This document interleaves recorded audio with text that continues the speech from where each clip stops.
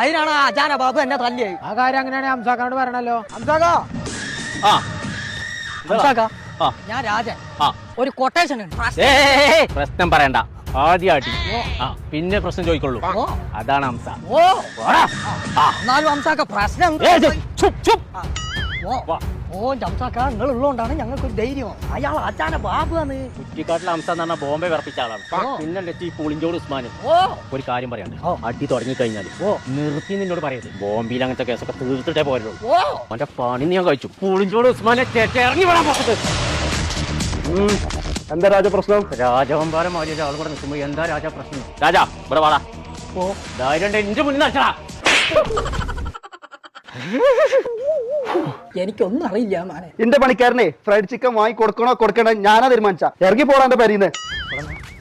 ഒരു fried chicken വാങ്ങി തരാത്ത ചീള് കേസിനാണ് ബോംബെ ഹംസനെ ചീക്കറക്കേജ്. അതിന് ഹംസയ്ക്ക് ആദ്യം